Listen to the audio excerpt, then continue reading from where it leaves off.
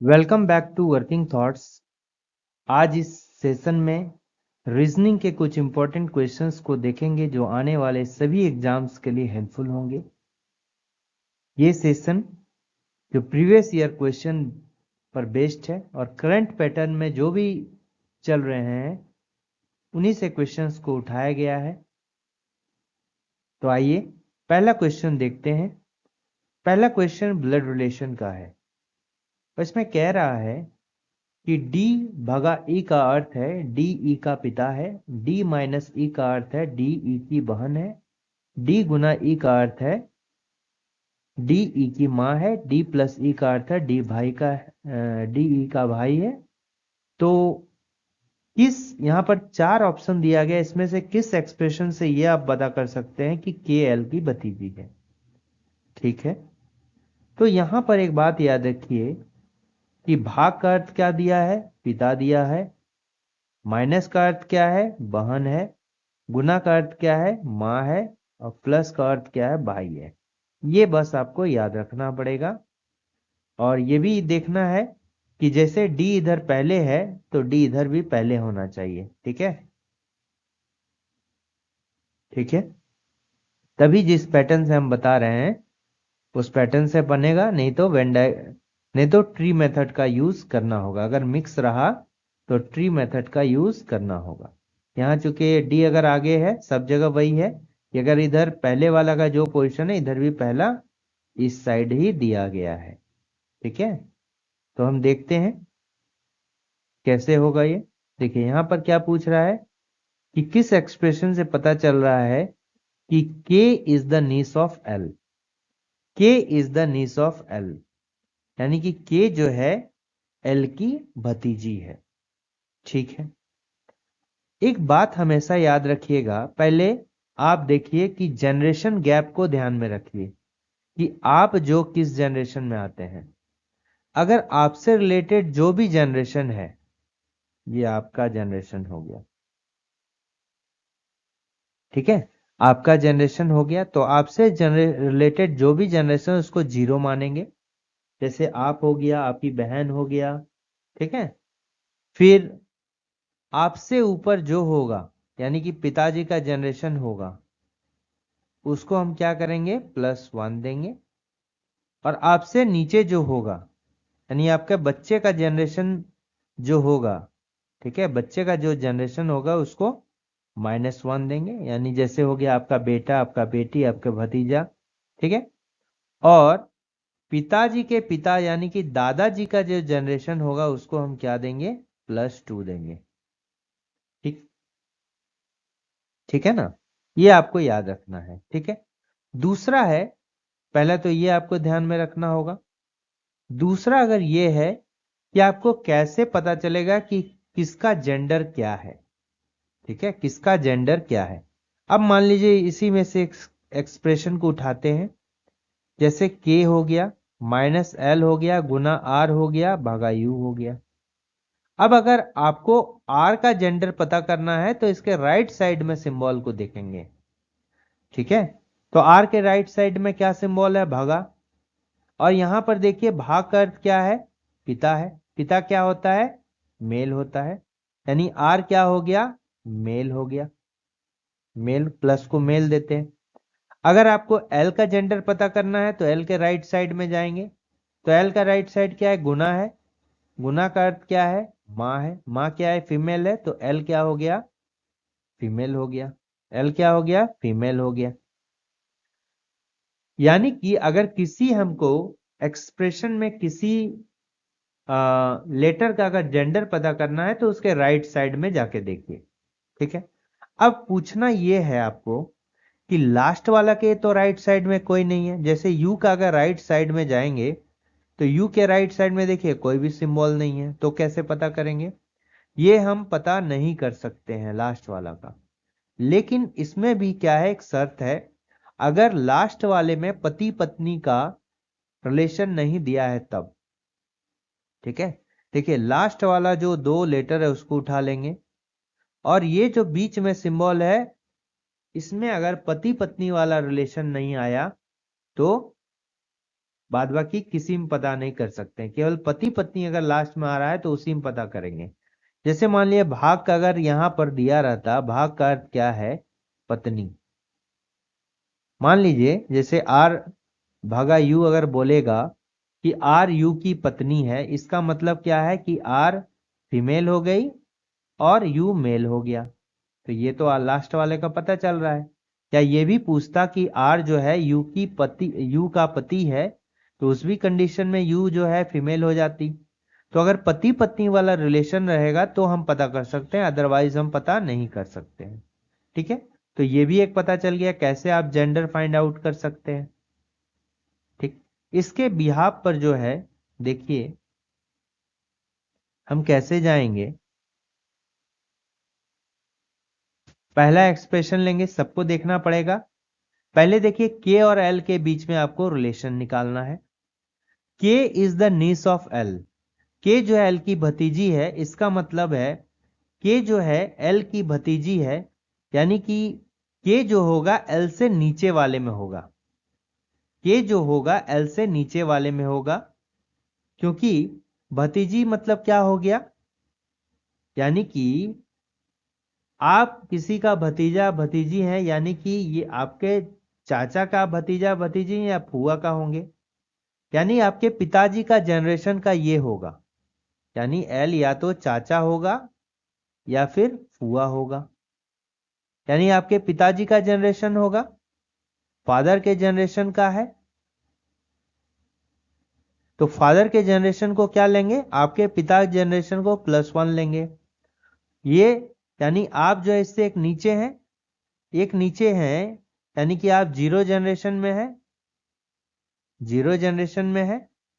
ठीक है, ये पिताजी का जनरेशन होगा, तो पिताजी के जनरेशन से नीचे का जनरेशन क्या है, 0 है। यानी के जो है 0 का जनरेशन है और चाचा या फुआ जो है +1 का जनरेशन होगा। ठीक है, ये याद रखना है। तो देखिए के और एल के बीच में ही रिलेशन निकालना है, तो जहां जहां से रिलेशन निकालना है तो उतना ही चलिए। अब देखिए ये हो गया, ठीक है, इतना है, इसको छोड़ दीजिए, इसको छोड़ दीजिए। अब देखिए माइनस का अर्थ क्या है, यहां पर ध्यान रखिएगा कि माइनस का अर्थ क्या दिया हुआ है, इसको हटाइए। माइनस का अर्थ क्या दिया है, बहन। तो माइनस का अर्थ जब बहन हो गया, इसका मतलब क्या हो गया, माइनस का अर्थ अगर बहन हो गया तो आप ऐसे भी सोच सकते हैं, ये जो दोनों के बीच भाई बहन का रिलेशन होगा या बहन बहन दोनों होगा, तो यहाँ भतीजी वाला तो नहीं आएगा। और अगर जनरेशन गैप का देखिएगा तो देखिए यहां से माइनस मतलब क्या हो गया, बहन हो गया। तो बहन मतलब अपने से अगर कंपैरिजन कीजिएगा आपके जनरेशन में है, यानी कि 0। ठीक है, के और एल के बीच में 0 जनरेशन हो गया, लेकिन यहां पर तो हमको एक जनरेशन का गैप चाहिए, एक जनरेशन का गैप चाहिए, तो ये तो नहीं होगा, ये तो नहीं होगा। अब दूसरा को चेक करते हैं, दूसरा को चेक करते हैं, जैसे एल है प्लस है, जेड है गुना आर है माइनस के है, दूसरा में ही वाला है ना। अब इसको चेक करते हैं, तो यहां देखिए एल और के बीच में चेक करना है। तो एल और के बीच में चेक करना है, तो ये देखिए ये माइनस का अर्थ क्या हो गया, माइनस का बहन हो गया, यानी अपने से कंपैरिजन कीजिएगा तो बहन मतलब 0 जनरेशन आप ही की जनरेशन में है। फिर गुना हो गया, तो गुना का अर्थ क्या हो गया, गुना का अर्थ देखिए क्या हो गया, माँ हो गया। माँ मतलब क्या, एक आपसे ऊपर, यानी कि +1 जनरेशन, पिताजी के जनरेशन में माँ हो गई। और प्लस का अर्थ क्या हो गया, प्लस का अर्थ क्या हो गया, भाई, यानी आपका जनरेशन में है। यानी कि के से अगर एल की ओर चलें, के से अगर एल की ओर चलें, तो यहां पर देखिए +1 का जनरेशन का गैप होना चाहिए, यानी कि आपके पिताजी का जनरेशन में होना चाहिए। तो ये बिल्कुल है पिताजी के जनरेशन में, एक जनरेशन का गैप है। एल जो है के से एक जनरेशन ऊपर है। ठीक है, के जो है एल जो है एक जनरेशन ऊपर है, लेकिन एक जनरेशन ऊपर हो गया। ठीक है, ये जो हो गया एक जनरेशन ऊपर हो गया, ये तो है ही, लेकिन आपको ये करना है कि नीस आपको पता करना है, ये नीस है कि क्या है। ठीक है, तो के का जेंडर तो आपको पता रहना चाहिए, ठीक है। तो एक बात याद रखिएगा, ये एक जनरेशन ऊपर हो गया तो ये तो सही हो गया, लेकिन के का आपको पता होना चाहिए कि के क्या है, मेल है कि फीमेल है। लेकिन के राइट साइड में कुछ भी सिंबल जो है नहीं दिया गया है। के जनरेशन में जो है कोई भी सिंबल नहीं दिया गया है के राइट साइड में। और ये वाला पति पत्नी का भी रिलेशन नहीं है, क्योंकि माइनस का अर्थ क्या हो गया, बहन हो गया। तो हम पता नहीं कर सकते हैं कि ये क्या है, भतीजी है कि भतीजा है। ठीक है, ठीक है। भतीजे का भतीजा है, नहीं पता कर सकते हैं। तो ये तो नहीं होगा, ये नहीं होगा, ये भी छोड़ दीजिए, ये नहीं होगा। नेक्स्ट आप जो है, ये भी नहीं हो रहा है। अब देखिए तीसरा वाला, देखिए अब क्या है, एल है माइनस एफ है भागा के है, इतना दूर तक ही लीजिए और माइनस पी लीजिए, जिससे के का हमको पता चलेगा। तो देखिए ये क्या है, भाग है, भाग का अर्थ क्या हो गया, भाग का अर्थ हो गया पिताजी, यानी प्लस एक। और माइनस का अर्थ क्या हो गया, बहन। तो बहन का अर्थ हो गया जीरो, बहन का अर्थ क्या हो गया, जीरो। अब के से दोनों को अगर ऐड करेंगे, प्लस वन प्लस जीरो, तो इन दोनों के बीच जो होगा प्लस वन का गैप हो गया। देखिए प्लस वन, सबको ऐड कर देना है, प्लस वन प्लस जीरो हो गया प्लस वन का गैप, प्लस वन का गैप हो गया। ठीक है, प्लस वन का गैप हो गया। तो देखिए जब प्लस वन का गैप हो गया, इसका मतलब क्या है कि ये भी सही है। और के राइट साइड में जो है, के राइट साइड में जो है वो क्या है, माइनस, यानी कि फीमेल है। तो ये वाला हो सकता है, ये एलिमिनेशन है। जरूरी नहीं है कि यही रिलेशन होगा, भतीजी होगा, भतीजी होगा, ये जरूरी नहीं है। लेकिन हम जेंडर गैप के आधार पर जो है, हम ऑप्शंस को एलिमिनेट कर रहे हैं। ठीक है, इनके बीच में प्लस वन का गैप है, तो ये क्या है, ये इसका मतलब ये हो सकता है, जरूरी नहीं है, कंफर्म नहीं है, ये हो सकता है। तो इस हमको हम इसको रखते हैं। ठीक है, और ये फीमेल भी है। तो इसको हम बाद में चेक भी करेंगे या डायरेक्टली जो है चेक करते चलिए।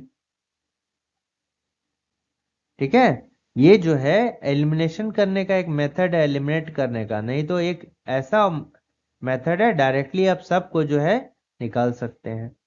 ठीक है, ये नहीं, लास्ट वाले को भी चेक कर लेते हैं। ये से एल के बीच में, यहां देखिए एल दिया ही नहीं है, एल जो है दिया ही नहीं है, तो ये वाला क्या होगा, होगा ही नहीं। ऑप्शन नंबर सी जो है कंफर्म हो गया आंसर, ये निकाले भी नहीं, आंसर कंफर्म हो गया। हमको इससे मतलब नहीं है दूसरा भतीजी है कि नहीं, लेकिन एक तो आंसर होगा ही होगा, एक आंसर होना ही होना है, क्योंकि नन ऑफ दीज अगर दिया रहता तो फिर हमको नहीं होता। तो इसको कैसे चेक करेंगे, देखिए ये तो एलिमिनेट करने का मेथड हो गया। अब सब में ये आप चेक कर सकते हैं इस तरह से, मान लीजिए इसी को देखते हैं, एल माइनस एफ भगा के माइनस पी, ये फाइनल मेथड है जिससे हम पता कर सकते हैं। जनरेशन गैप का यूज कीजिए मेथड जो ऑप्शन एलिमिनेट करने के लिए। जेंडर का यूज कीजिए जेंडर पता करने के लिए कि के अगर भतीजी है तो के फीमेल होगा, किसी में के अगर मेल हो रहा है तो उसको भी हटा दीजिए। ठीक है, के किसी में मेल हो रहा है तो उसको भी हटा दीजिए। नहीं तो ये फाइनल मेथड हम पता कर सकते हैं इस तरह से सबको। देखिए इस तरह में आपको क्या करना होगा, हमेशा राइट साइड से चलेंगे, हमेशा क्या करना होगा, राइट साइड से चलना होगा। और लास्ट वाले में खुद को रखिए। ठीक है, एल और के बीच में निकलना है, तो के से आप स्टार्ट कीजिएगा। ये क्या है, भाग का अर्थ क्या है, देखिए भाग का अर्थ पिता है, तो यहाँ पिता लिख दीजिए। माइनस का अर्थ क्या है, माइनस का बहन है, तो यहाँ पर बहन लिख दीजिए। अब लास्ट में खुद को रखिए और बोलिए कि ये जो है मेरा पिता है, पिता का बहन मेरा क्या हो गया, पिता की बहन मेरा फुआ हो गया। एल जो है मेरा फुआ हो गया, यानी कि एल के का फुआ हो गया। एल जो है के का फुआ हो गया। एल अगर के का फुआ हो गया तो के उसका कौन होगा, के उसका कौन होगा, तो ये भतीजा भी हो सकता है। और भतीजी भी हो सकता है, भतीजी भी हो सकता है। तो इस टाइम में आपको के का जनरेशन देखना होगा। जनरेशन कैसे? के राइट साइड में जाइए। के कहाँ जाना होगा? राइट साइड में जाना होगा। तो के जब राइट साइड में जाइएगा तो के राइट साइड में क्या है? माइनस है। और माइनस का अर्थ देखिए क्या है? बहन है, यानी फीमेल है। तो फीमेल है तो के क्या होगा? फीमेल होगा, यानी भतीजी होगा। इसका मतलब ऑप्शन नंबर सी क्या है? सही होगा। ठीक है। अब सब में भी इसी तरह भी कर सकते हैं। ठीक है, सब ऑप्शन को इसी तरह भी चेक कर सकते हैं। ठीक। नेक्स्ट क्वेश्चन है कि select the Venn diagram that best represents the relationship between the following categories। Venn आरेख के थ्रू निम्नलिखित वर्गों के बीच संबंध को सर्वोत्तम रूप से दर्शाता है। यहाँ क्या है? देखिए, महिला है, डॉक्टर है और बहन है। महिला और डॉक्टर बहन तीन एलिमेंट है यहाँ। पहले महिला और डॉक्टर के बीच में संबंध ढूंढिए। महिला एक डॉक्टर, जरूरी नहीं है कि सभी महिला डॉक्टर हो, डॉक्टर पुरुष भी हो सकता है। ठीक है। तो कुछ महिला जो होगा, ये क्या होगा? कुछ महिला जो होगा वो क्या होगा? डॉक्टर होगा। तो महिला को मान लीजिए कि एक W फॉर ओमेन हो गया, W फॉर ओमेन हो गया, D फॉर डॉक्टर हो गया।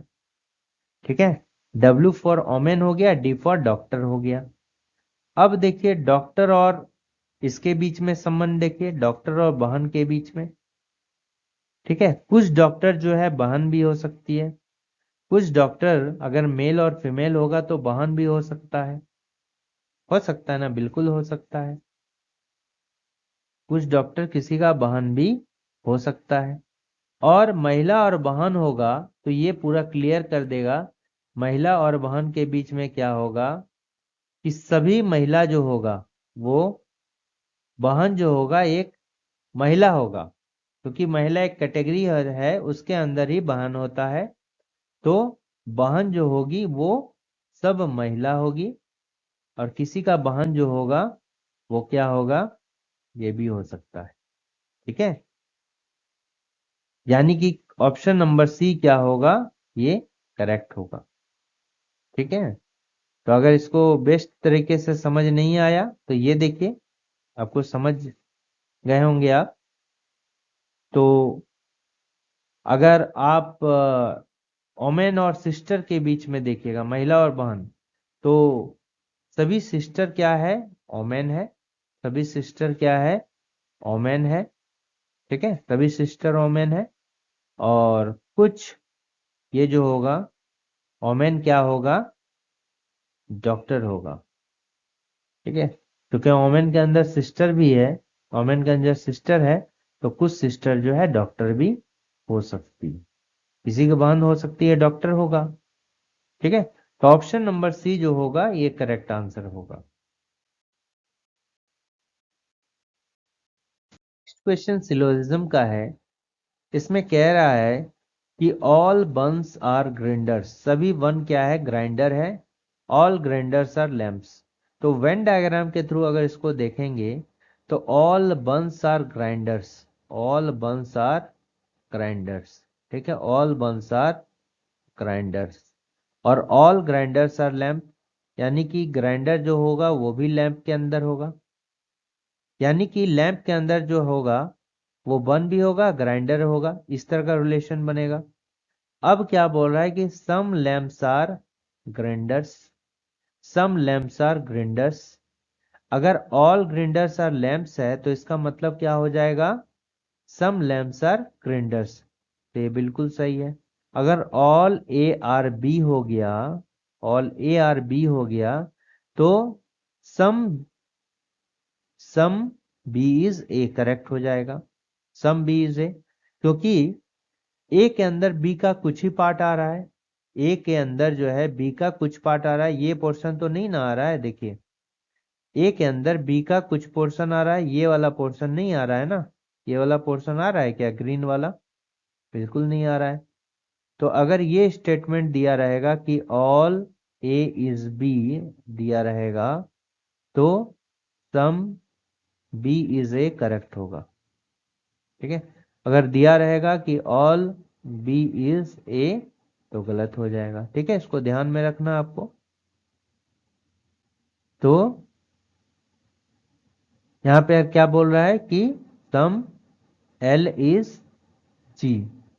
ठीक है, some L is G, some L lamps are grinders, तो बिल्कुल सही होगा क्योंकि यहां पर ऑल ग्राइंडर्स आर लैम्प्स है।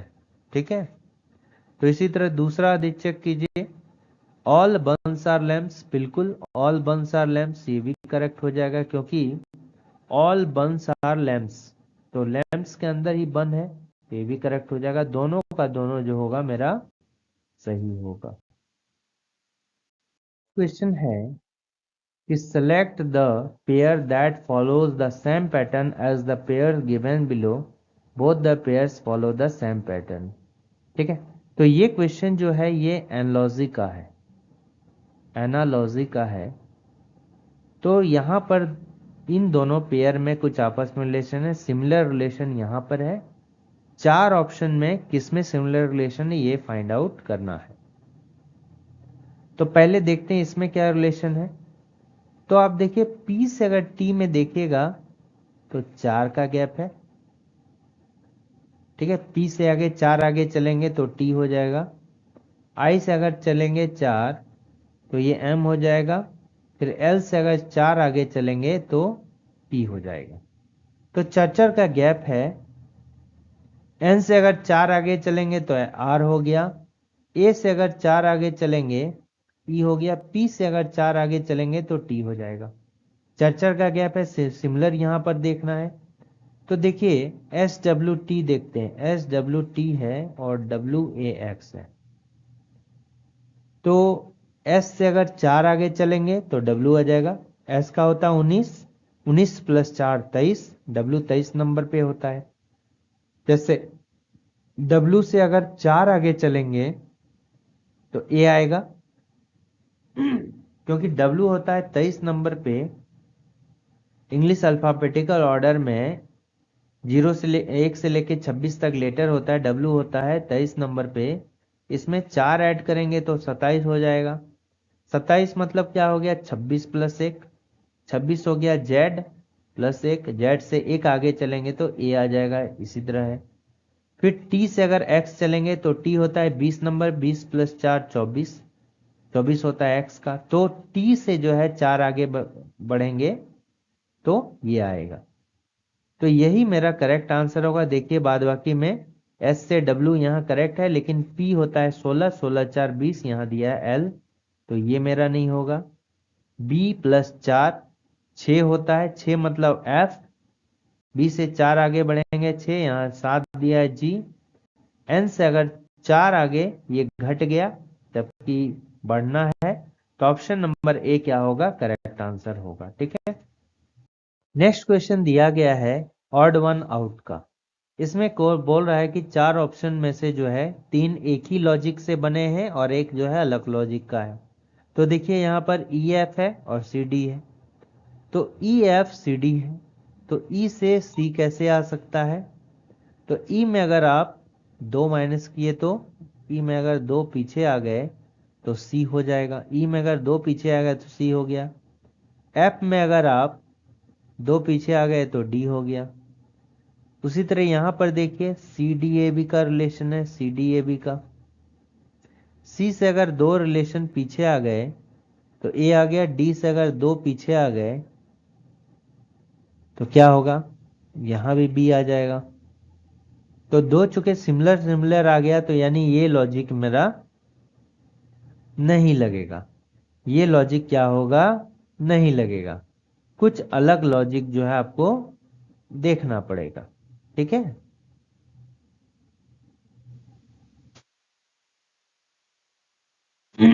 कुछ अलग लॉजिक जो है आपको देखना पड़ेगा। तो देखिए क्या लॉजिक यहां पर लगता है, और ये तो नहीं लगा।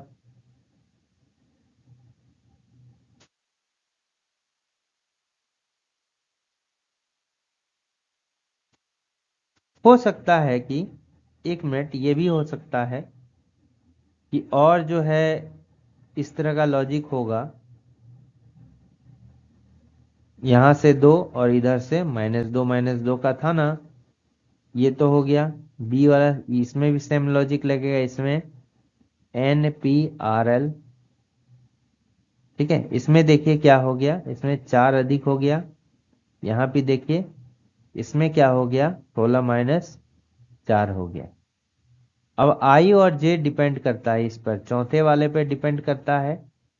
I से देखिए 2 J से 2 अब देखें कि A B और D में सिमिलर रिलेशन होता है, दो दो करके माइनस, लेकिन C में जो है मेरा नहीं है। तो C क्या हो गया, बिल्कुल अलग टाइप का हो गया, और C ही मेरा क्या हो जाएगा, करेक्ट आंसर हो जाएगा। क्या हो जाएगा, C मेरा करेक्ट आंसर हो जाएगा।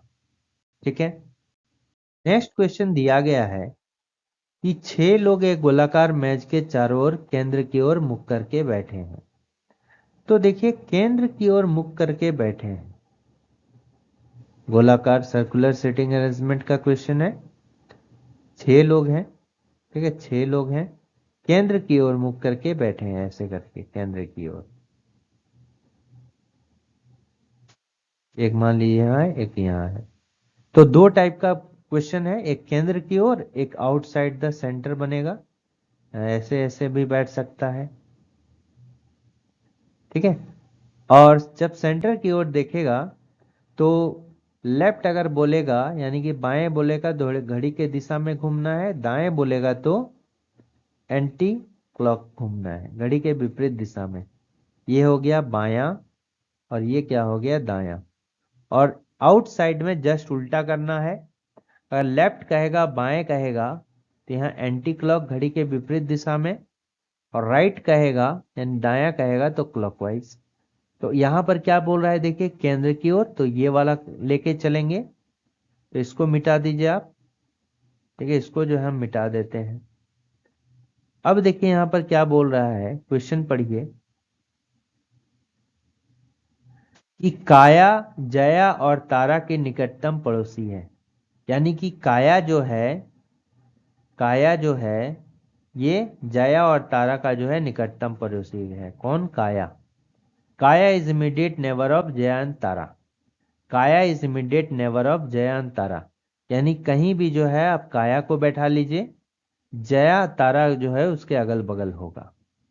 ठीक है, फिर क्या बोल रहा है कि सोनल जो है प्रिया और स्वाति की निकटतम पड़ोसी है। ठीक, ये भी देख लीजिए एक स्टेटमेंट। अब जो है फाइनल डायरेक्ट स्टेटमेंट हमको ढूंढना है जिसमें हम डायरेक्टली बैठा सकें। जैसे सोनल जो है प्रिया के ठीक दाएं बैठी है, सोनल प्रिया के ठीक दाएं बैठी है, तो किसके दाएं, प्रिया के दाएं कौन बैठी है, सोनल। तो प्रिया यहां दे दीजिए। अब दायां चलना है यानी कि घड़ी के विपरीत दिशा में चलना है। तो घड़ी कैसे चलती है, ऐसे चलेगी ना, अब विपरीत दिशा में इधर से चलिएगा, राइट साइड में चलिएगा। तो इधर कौन बैठा है, सोनल बैठा है। प्रिया के राइट साइड में कौन बैठा है, सोनल बैठा है। लेफ्ट अगर बोलते तो सोनल यहां देते, ठीक है, लेकिन राइट बोल रहा है तो सोनल इधर होगा, इधर नहीं होगा। अब तारा और स्वाति एक दूसरे के ठीक बगल में नहीं बैठी है, तारा और स्वाति एक दूसरे के ठीक बगल में जो है नहीं बैठी है। ठीक है, सोनल और प्रिया। तो देखिए स्वाति भी है और सोनल भी है, तो इसको एसओ से डिनोट कीजिए, तब पता चलेगा सोनल। अब क्या बोल रहा है कि काया जो है जया और तारा के निकटतम पड़ोसी है। सोनल जो है, काया जो है जया और तारा का निकटतम पड़ोसी है। फिर क्या बोल रहा है कि यहां पर देखिए सोनल से रिलेटेड एक दिया है कि सोनल प्रिया और स्वाति की निकटतम पड़ोसी है, प्रिया और स्वाति का। तो चूंकि सोनल प्रिया इधर बैठा है तो इधर आपको देना होगा क्या, स्वाति। तो SW फॉर स्वाति मान लीजिए। अब इस कंडीशन में सोनल जो है स्वाति और प्रिया का देखिए बीच में होगी, तभी एक दूसरे के निकटतम पड़ोसी होगा। ठीक है, दो मेरा क्लियर हो गया। अब क्या बोल रहा है कि तारा, यहां पर देखिए तारा और स्वाति एक दूसरे के ठीक बगल में नहीं बैठी है, यानी कि जब स्वाति यहां पर है जब स्वाति देखिए यहाँ पर है तो तारा यहाँ जो है नहीं हो सकती है, तारा यहाँ नहीं हो सकती है। तो अब ये वाला अगर आप देखिएगा कि काया जो है जया और तारा का निकटतम पड़ोसी है, काया जो है जया और तारा का निकटतम पड़ोसी है। तो यानी कि काया जो है जया और तारा के बीच में बैठेगा, तभी एक कोई पर्टिकुलर इंसान दो व्यक्ति का निकटतम पड़ोसी है। यानी कि देखिए यहाँ पर 3 गैप है, ये तीनों भर चुका है, यानी ऑब्वियस सी बात होगी काया जब भी होगी ये बीच में होगी। ठीक है, बीच में होगा। तारा चूंकि इधर नहीं होगा तो तारा इधर होगा, तारा इधर होगा, और इधर जो हो जाएगा ये कौन हो जाएगी, जया हो जाएगी। कौन हो जाएगा, जया हो जाएगा, इधर जया हो जाएगा। ठीक है, तो ये मेरा बैठ गया। अब क्वेश्चन में देखिए क्या पूछ रहा है, क्वेश्चन में पूछ रहा है कि प्रिया का निकटतम बाएं कौन है। निकटतम बाई कौन है, प्रिया के बाईं ओर, यानी कि प्रिया के बाईं ओर कौन बैठा हुआ है। तो प्रिया के बाएं ओर देखिए कौन बैठा है, ये हो गया प्रिया। बाएं ओर मतलब क्लॉकवाइज डायरेक्शन में कौन है, तारा है। तो तारा इज द करेक्ट आंसर। कौन है, तारा है, तारा इज द करेक्ट आंसर। ठीक है, नेक्स्ट क्वेश्चन कैलेंडर का है और इसमें कह रहा है कि what day will be on 1 मार्च 1857। 1 मार्च 1857 को कौन सा दिन होगा। तो देखिए इसको कैसे बनाते हैं। आप जो है कैलेंडर के क्वेश्चन में जो है कोड को याद रखिएगा, जो मंथ का कोड होगा। कुछ कोड इसमें याद रखिएगा तो आराम से बनेगा। जैसे हो गया मंथ का कोड, ठीक है, 033 और इधर 035, बीच में 614 625, इसको याद रखिए।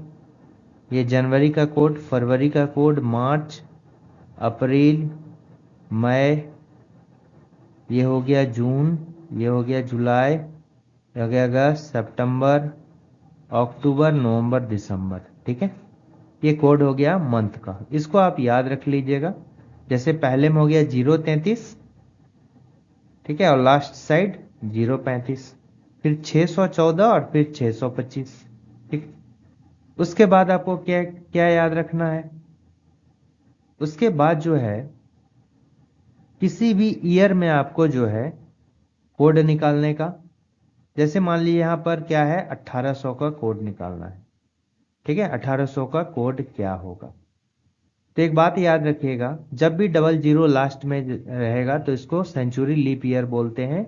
और सेंचुरी लीप ईयर में जो कोड निकालेंगे ये हमेशा 400 से डिवाइड देके निकालेंगे। ठीक है, सेंचुरी लीप ईयर में 400 से, और सिंपल अगर कोई ईयर है तो उसको 4 से डिवाइड देंगे। अब देखिए यहाँ पर डबल जीरो कैंसिल हो गया, तो रिमाइंडर देखिए कितना बचता है, 4 चौक 16, रिमाइंडर हो गया 2। तो ये जो रिमाइंडर हो गया ये सेंचुरी ईयर का कोड हो गया। उसी तरह मान लीजिए आपको 2000 का निकालना है, तो ये 400 से डिवाइड दीजिए, जहां पर डबल जीरो होगा उसको 400 से डिवाइड देंगे। ठीक है, क्योंकि 400 वर्ष के बाद जो है सेंचुरी लीप ईयर जनरली जो है ऐसा बोला जाता है कि रिपीट करता है, कभी कभी नहीं भी करता है। ठीक है, तो ये क्या हो गया, 5 हो गया। तो रिमाइंडर यहाँ पर रिमाइंडर से काम है, रिमाइंडर कितना है 0, तो 200 का हो गया 0। अब अगर किसी का भी 2001 का बोला जाए तो ये देखिए, ये अब इसको 400 से डिवाइड नहीं देना है, क्योंकि लास्ट में क्या है 01 हो गया, डबल जीरो तो नहीं है, तो इसको 4 से डिवाइड देना है। क्योंकि ये सेंचुरी लीप ईयर नहीं है, ये सिंपल लीप ईयर है, तो इसको भाग दीजिएगा तो रिमाइंडर कितना 1 बचेगा, तो इसका कोड कितना हो गया 1 हो गया। तो हम भाग दे के देख लेंगे। ठीक है, इस तरह से हम कोड निकाल सकते हैं। उसके बाद जो है, उसके बाद देखिए आपको वीक का कोड याद रखना होगा, वीक डेज का। सप्ताह में कितने दिन होते हैं, 7 दिन होते हैं। Sunday, Monday, Tuesday, Wednesday, Thursday, Friday, Saturday, और ये हो गया संडे। कैसे याद रखेंगे, संडे का दिन खाली होता है तो 0, मंडे का फर्स्ट डे होता है तो 1, 2 3 4 5 6, इसको याद कर लीजिएगा। ठीक है, अब देखिए इस क्वेश्चन को कैसे हम निकालेंगे, इसको मिटाते हैं। ठीक है, इसको कैसे करके निकालेंगे, तो यहां पर क्या बोला जा रहा है कि 1 मार्च 1857 को कौन सा डे होगा। कितना हो गया, 1 मार्च 1857, 1 मार्च 1857। ठीक है, तो 033 035 614 625, मार्च तो जनवरी फरवरी मार्च, तो यहां पर जो मार्च का कोड होगा वो कितना होगा, 3 होगा। एक का एक लिखिए, मार्च का कोड क्या हो गया, 3 हो गया। अब इसको तोड़ दीजिए, इसको कैसे तोड़ना है, 1857 को आप लिख सकते हैं 1800 प्लस 57। अब 1800 का कोड कैसे देखेंगे कि 1800 को जो है आप, चूंकि डबल जीरो है, 400 से भाग दीजिए, कैंसिल हो गया। अब रिमाइंडर देखना है तो रिमाइंडर 4 चौक 16, 4 टाइम्स जाएगा, 4 चौक 16, तो रिमाइंडर हो गया 2। तो इसका कोड कितना हो गया, 2 हो गया। 1800 का कोड कितना हो गया, 2 हो गया। अब बचा 57, तो 57 में जो है कितना लीप ईयर आता है ये देखना है। 57 का 57 लिखना है और इसमें लीप ईयर कितना आता है वो निकालना है। 57 का 57 लिख दिए। अब लीप ईयर कितना आता है, तो लीप ईयर कैसे होगा, 4 वर्ष में लीप ईयर रिपीटेशन होता है, तो इसको 4 से भाग दीजिए। अब यहां पर रिमाइंडर ना लिख के जो मेरा भागफल आएगा वो लिखना है। तो कितना होगा, 14 चौका 56, 14 चौका 56, रिमाइंडर हो गया 1, यानी इसमें 14 को लिखना है। ठीक है, 14 को लिखना है, तो यहां पर 14 हो गया। ठीक, अब इसको जो है 7 से भाग देना है, क्योंकि ऑड डे के बिहाफ पर जो है हम निकालते हैं डेज। ठीक है, ये आपको पूरा चैप्टर कभी प्रोवाइड किया जाएगा तब पता करना होगा। ठीक है, अब इसको 7 से हम डिवाइड देते हैं, तो इसको जोड़ के आप 7 से डिवाइड दे दीजिए, तो जो रिमाइंडर होगा वही इसका आंसर होगा। क्या अलग अलग भी दे सकते हैं, जैसे 7 को आप देखिए 14 से अगर भाग देंगे तो यहाँ रिमाइंडर 7 दूना 14, पूरा पूरा खा जाता है, रिमाइंडर 0 होगा। ठीक है, अब देखिए यहां पर अगर इसको 7 से भाग देंगे 57 को, तो क्या भाग जाएगा क्या, देखिए एक बार, कितना टाइम ये खाएगा। 57 से अगर 7 को भाग, या पूरा ऐड करके दीजिए या अलग अलग दीजिए। अब इसको देंगे 7 से भाग 57 को, तो 57 को भाग दीजिए 7 से, 7 अठे 56 हो जाता है, 7 अठे 56 हो जाता है, तो रिमाइंडर कितना हो गया, 1 हो गया। रिमाइंडर कितना हो गया, 1 हो गया। तो रिमाइंडर से ही मेरा काम है। तो आप देखिए 3 2 5 1 6 1 7, यानी ये भी कैंसिल हो गया। 3 2 5 1 6 1 7 कैंसिल हो गया। 7 7 से भाग देगा तो रिमाइंडर ये सबको मिला के कितना होगा, 0 हो जाएगा, और इधर 0, यानी टोटल कट गया और रिमाइंडर जो मेरा हो गया 0 हो गया। तो 0 जिसका कोड होगा वही उसका आंसर होगा। ठीक है, 0 जिसका कोड होगा वही उसका आंसर होगा। तो 0 कोड किसका होता है, संडे का, तो संडे इसका करेक्ट आंसर हो जाएगा। ठीक है, किसी एक सेशन में इसके सारे क्वेश्चन को देखेंगे तो कैलेंडर आसानी से समझ में आ जाएगा। इसका आंसर जो होगा ऑप्शन नंबर क्या होगा, ए होगा। Option number A is the correct answer. ठीक है, नेक्स्ट क्वेश्चन है, ये कोडिंग डिकोडिंग का क्वेश्चन है, और इसमें जो एक निश्चित कूट भाषा में ना टा डी सी का अर्थ जो है ही इज एन ऑथर लिखा गया है। मा सी गा जा का अर्थ देर इज नो डाउट लिखा गया है। तो पहले कोड लिखा गया, उसके बाद रिस्पेक्टिव जो है मेरा सेंटेंस लिखा हुआ है। ठीक है, तो पहले इसमें ध्यान दीजिए आपको निकालना क्या है, तो यहां देखिएगा तो निकालना है निम्नलिखित कूट भाषा में जो है लाइफ्स का क्या अर्थ है, लाइफ्स। तो लाइफ्स निकालना है, तो आप देखिए लाइफ्स कहां पर है, तो देखिए ये कोड जो दिया गया है इसका दिया गया है। ठीक है, फिर ये जो दिया गया है कोड, इसका दिया गया है, ये पूरा ध्यान रखना है। और उसके बाद ये जो कोड दिया गया है, ये जो कोड दिया गया है इसका दिया गया है, और फिर से जो है ये जो कोड दिया गया है किसका, इसका दिया गया है। आपको लाइफ्स का निकालना है। तो लाइफ्स देखिए कहां पर है, ही इज एन ऑथर, यहां पर लाइफ्स नहीं है, देयर इज नो डाउट, यहां भी नहीं lifes, he lives there alone. तो ही लाइव्स देयर अलोन, और कहीं भी लाइव्स नहीं दिया है। तो इसका मतलब जो है इसी ही लाइव्स देयर अलोन का जो कोड है इन्हीं चारों में से है, यानी कि लाइव्स भी इन्हीं चारों में से कोई होगा, डी जा सा फा। लेकिन अगर यहां देखिएगा तो डी फा भी दिया है, ठीक है। तो यहां पर जो है अगर एक सिंगल रहता, मान लीजिए कि इन चारों में से केवल एक ही कोई दिया रहता यहां पर, तो डायरेक्टली आंसर बता सकते थे, क्योंकि ये कंफर्म हो गया लाइव्स यहां पर एक बार लिखा हुआ है तो इसका कोड एक बार ही लिखा होगा। लेकिन यहां पर देखिए डी फा इसमें से सभी लिखा हुआ है, डी हो गया, फा भी लिखा हुआ है, इसलिए हम नहीं बता सकते हैं इससे कि लाइव्स का कोड क्या होगा। तब लाइव्स को छोड़कर जो रिमाइनिंग यहां पर है इसका कोड देखना होगा। जैसे यहां पर क्या है, ही है, ही है, और ही जो है देखिए ऊपर वाले में एक बार लिखा गया है, यानी कि उसका जो रिस्पेक्टिव कोड होगा ना टा डी सी में कोई एक ही होगा, ठीक है, कोई एक ही होगा। तो यहां पर जो है यहां भी ही है और यहां भी ही है, तो इन दोनों में कॉमन कौन सा है, इन दोनों में कॉमन कौन सा है, तो ना टा डी सी, ना टा डी सी, तो डी जो हो गया कॉमन हो गया दोनों में, यानी ही का कोड जो हो गया क्या हो गया, अगर पूछा जाता ही का कोड क्या हो गया तो डी हो गया, ठीक है। अब देयर का कोड देखिए, देयर कहां पर है, यहां पर देखिए, यहां भी देखिएगा देयर इज नो डाउट, और इसका कोड क्या हो गया, देयर इज नो डाउट का जो कोड हो गया, देयर इज नो डाउट का जो कोड हो गया मा सी गाजा हो गया। तो देयर का कोड इन्हीं चारों में से होगा, इन्हीं चारों में से होगा।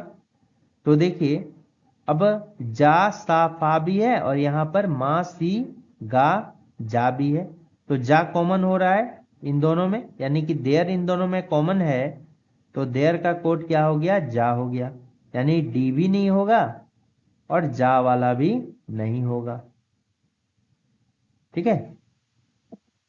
यानी कि देयर का कोड क्या हो गया, जा हो गया।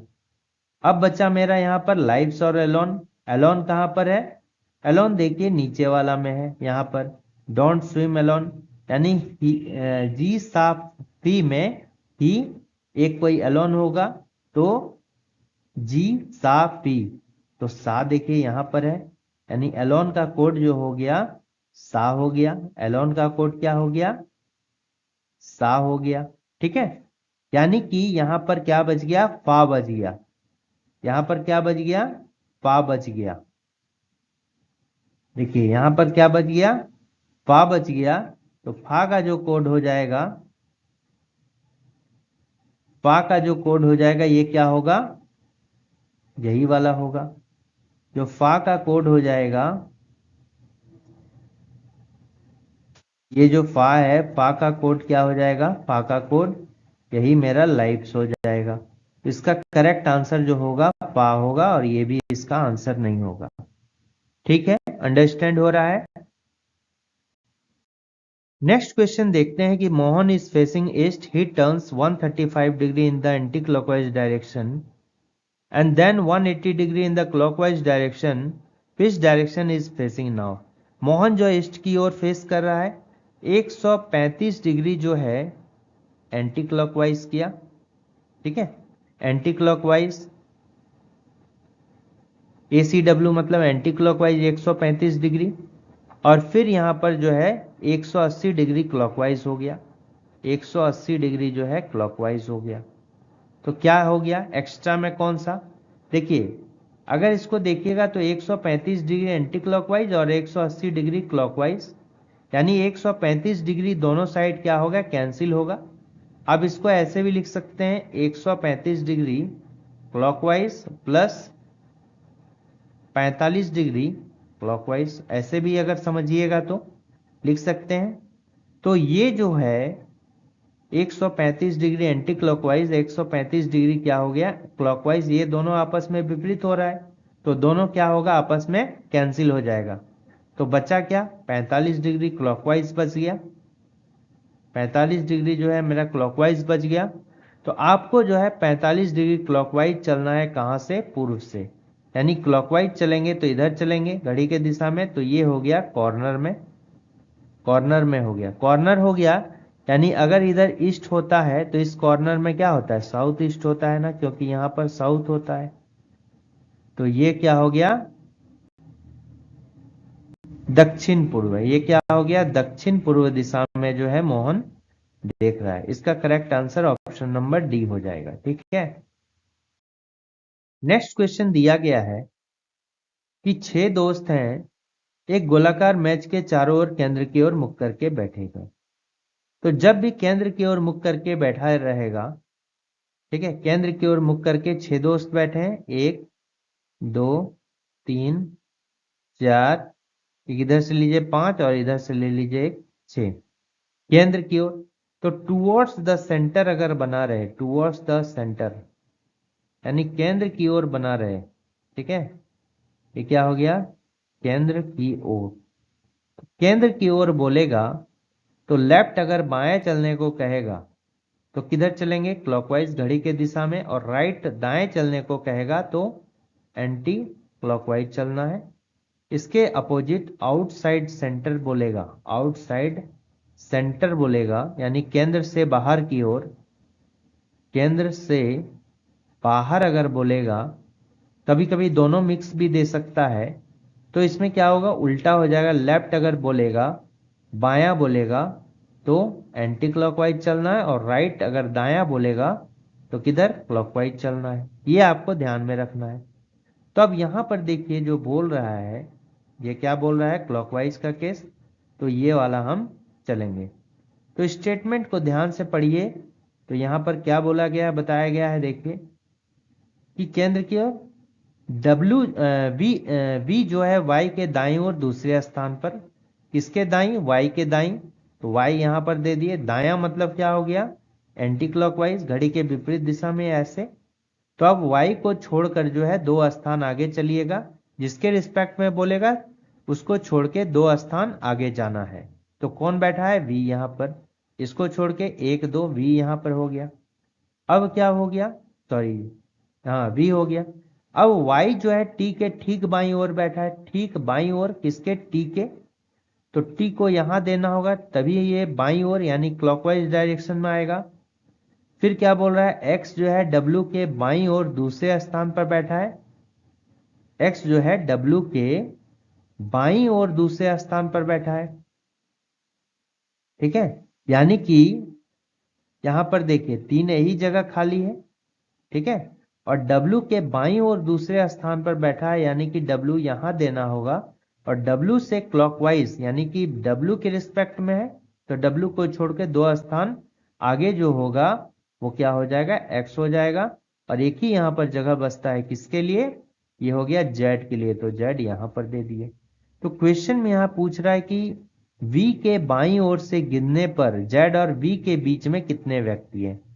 कंडीशन देखिए V के बाईं ओर से गिनने पर, V के बाईं ओर से गिनने पर यानी क्या हो गया कि V अगर यहां हो गया तो बाईं ओर से यानी कि क्लॉकवाइज डायरेक्शन में, तो यहां से क्लॉकवाइज डायरेक्शन में गिनेंगे इस साइड से, तो हमको क्या पूछ रहा है Z और V के बीच में, यानी कि इन दोनों के बीच में कितना बंदा है। तो कितना बंदा है देखिए यही 3 है, यही 3 बंदा है, 1 2 3, तो कितना हो गया 3 हो गया, 3 इज द करेक्ट आंसर, 3 हो गया। ठीक है,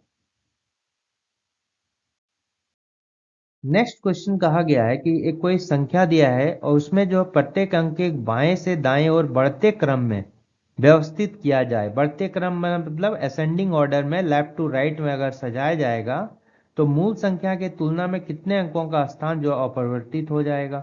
तो देखिए 8 2 3 4 6 1 9 दिया है, तो बढ़ते क्रम में बाएं से दाएं ओर, ये हो गया लेफ्ट और ये क्या हो गया राइट। इधर से इधर करना है बढ़ते क्रम में, तो सबसे पहले छोटा लिखेंगे।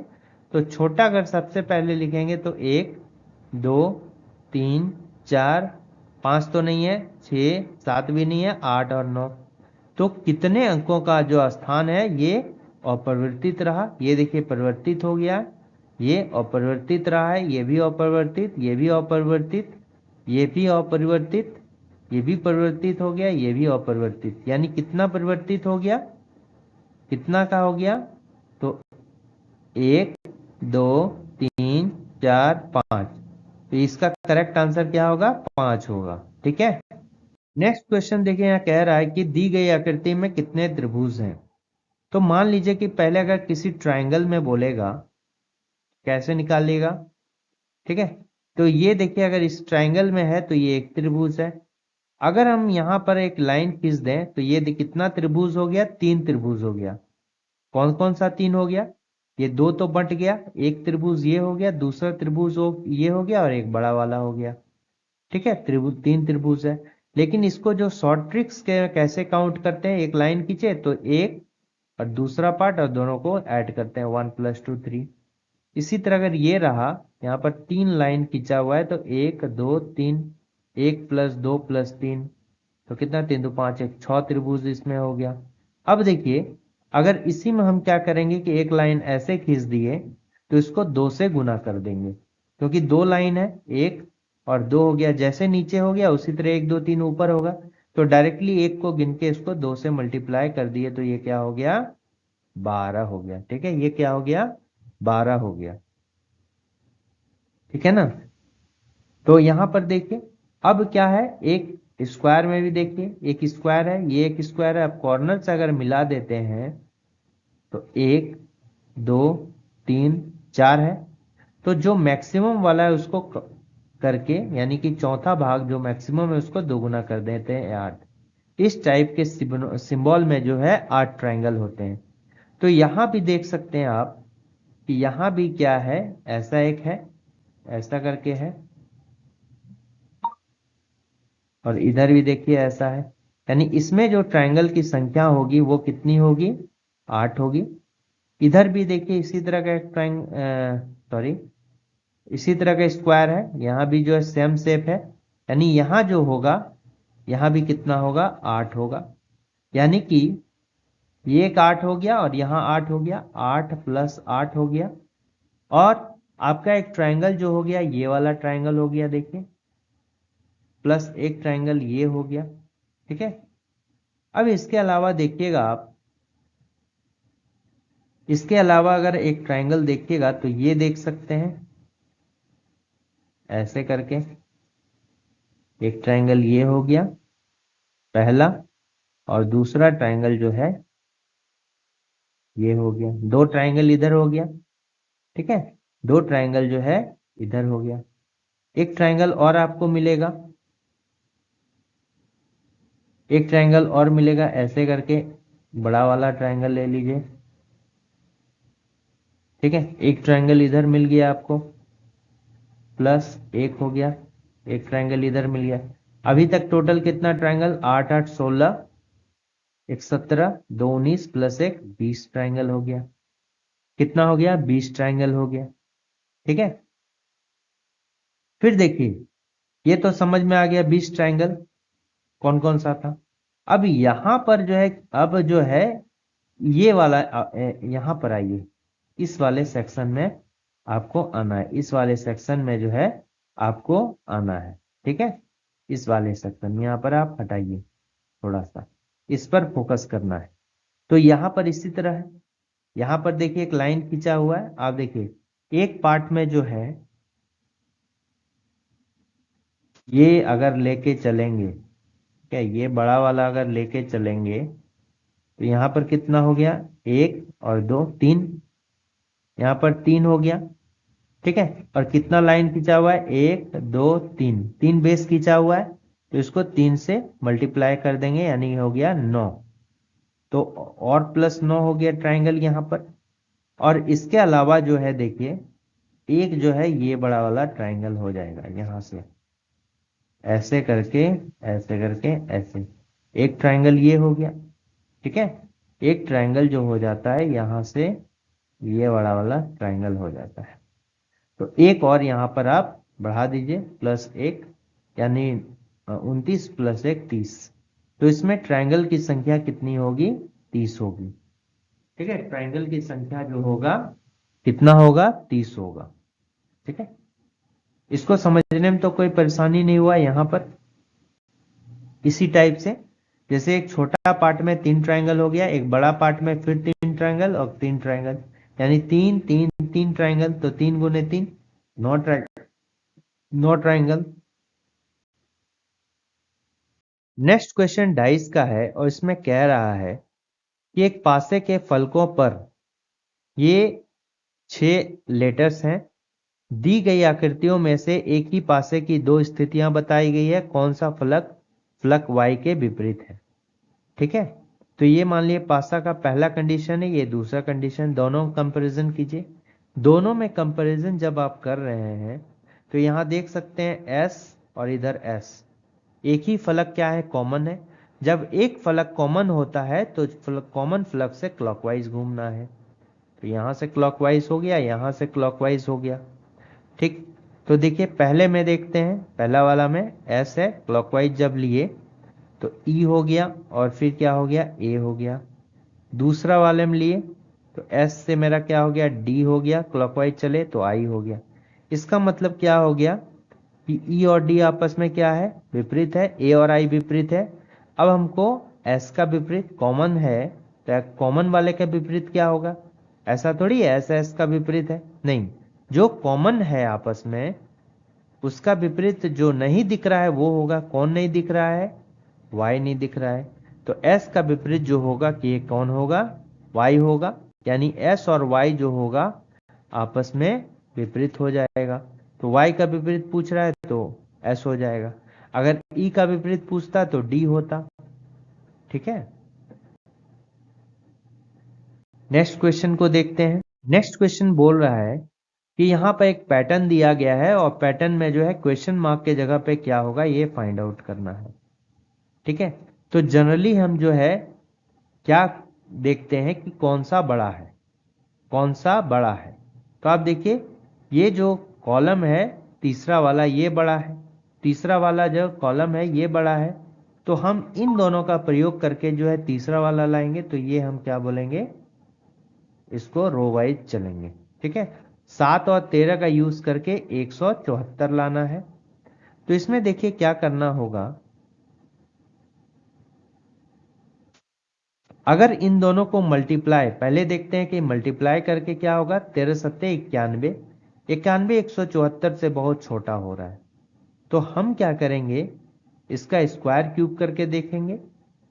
7 पर स्क्वायर 49, और जब इसमें क्या करते हैं 13 ऐड करते हैं तो भी मेरा क्या होगा? 174 नहीं पहुंचेगा। ठीक है, तो अब क्या करेंगे?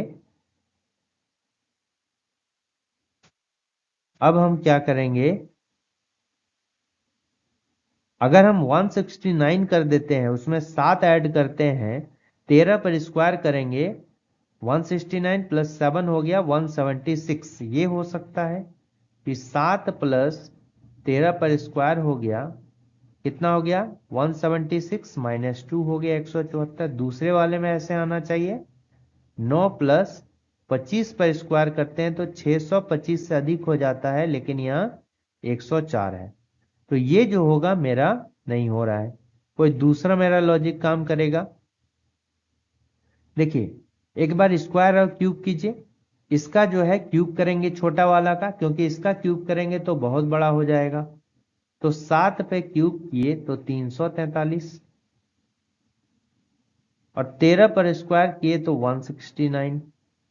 अब दोनों का डिफरेंस लेंगे तो देखिए 174 हो रहा है, दोनों का डिफरेंस 174 हो रहा है। फिर यहां पर देखिए 9 पर क्यूब कीजिए तो 729, 25 पर स्क्वायर कीजिए तो 625, यानी कि 104 आ रहा है। तो लॉजिक बन गया, लॉजिक बन रहा है कि पहले वाला का स्क्वायर क्यूब करेंगे और दूसरे वाले के स्क्वायर करके डिफरेंस निकालेंगे। ये क्या हो गया, क्यूब हो गया तो 1331 हो गया, और 30 पर स्क्वायर कर दिए तो 900 हो गया। तो ये 431 इसका आंसर होगा। कितना होगा, 431। Option number C is the correct answer. ठीक है, और last question of the session यही है। इसको जो है अंग्रेजी शब्दकोश में जो है उसके अकॉर्डिंग इसको सजाना है।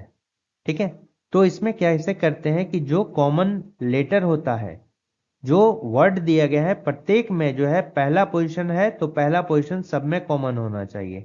जहां रिदम टूट गया उसको छोड़ देंगे। देखिए ये कॉमन है, एम, इसको हटा दीजिए, ए हटा दीजिए, एल एल एल एल हटा दीजिए, L L L L L L हटा दिए। ठीक है, एल तक 3 जो है हट गया। अब आई हो गया, आई हो गया, एल एफ डब्ल्यू, यानी यहां पर आई हो गया, यहां भी आई हो गया, ये वाला एल हो गया, ये एफ हो गया, और ये क्या हो गया मेरा, डब्ल्यू हो गया। अब इनमें से सबको सजाइए।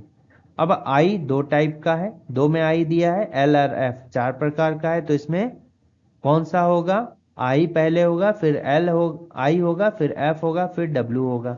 यानी कि ये भी बोल सकते हैं कि डब्ल्यू वाला क्या होगा, लास्ट में होगा। ठीक है, डब्ल्यू वाला लास्ट में होगा, क्योंकि जो अंग्रेजी शब्दकोश है वो छोटा से बड़ा की ओर सस्ता है, तो बड़ा वाला लास्ट में होगा। तो ऐसे भी एक तरह से देख सकते हैं कि जो 5 नंबर वाला लेटर होगा वो लास्ट में होगा, तो ये वाला तो आंसर नहीं होगा क्योंकि लास्ट में 3 हो गया, लास्ट में 3 हो गया। अब डब्ल्यू के एक पहले देख लीजिए, क्योंकि ये एक डब्ल्यू के पहले अगर देखिएगा तो हो सकता है कि आंसर निकल जाए। तो लास्ट में 5 वाला हुआ, फिर इसके आगे क्या हो जाएगा, डब्ल्यू वाला तो कैंसिल हो गया, तो इसको हटा दीजिए, इसको हटा दीजिए। अब एल वाला, डब्ल्यू के आगे फिर एल वाला होगा, क्योंकि आई एल एफ में जो है एल होगा सबसे लास्ट में, तो एल वाला हो गया 3, तो यहां पर क्या होगा, 3 वाला हो गया, 3 वाला होगा। जब 3 वाला हो गया तो देखिए ये कैंसिल हो गया, क्योंकि 5 के पहले 2 वाला हो गया। ठीक है, अब हम क्या करेंगे कि इन दोनों में से अगर हम सजा लेते हैं, क्योंकि यही पहले होगा, ये भी कैंसिल हो गया। अब देखिए F होगा, तो F हो गया कितना में, 4 में, तो 4 किस में है, सॉरी, F जो है 6 नंबर पे होता है, I 9 नंबर पे होता है, तो 4 वाला सबसे पहले होगा, यहां नहीं होगा, 4 वाला जो होगा ये सबसे पहले होगा। तो देखिए ये दोनों 4 वाला है, तो उसके बाद ये भी कैंसिल हो गया। अब यही दोनों आई जो होगा मेरा रिजल्ट निकालेगा, चूंकि आई आई कॉमन है तो अब आई आई भी कैंसिल। अब यहाँ सी है और यहाँ पर जी है, तो सी जी में पहले सी वाला होगा फिर जी वाला होगा, तो एक वाला पहले होगा और जी वाला क्या होगा, बाद में होगा, तो ये 2 नंबर पे होगा। तो यही 4 1 2 3 5, 4 1 2 3 5, यही आंसर होगा। यहाँ 4 2 1 है, 4 1 2 वाला करेक्ट आंसर ये भी नहीं होगा। ठीक है, तो ऑप्शन नंबर जो बी होगा वो मेरा करेक्ट आंसर होगा। इसके साथ ही जो है इस सेशन का 15वां क्वेश्चन समाप्त होता है। आप जरूर कमेंट करें कि वीडियो कैसा लगा, और आने वाले सेशन में भी इसी प्रकार के क्वेश्चन हम देंगे और जो कि करंट पैटर्न पे होंगे। Thanks for watching working thoughts.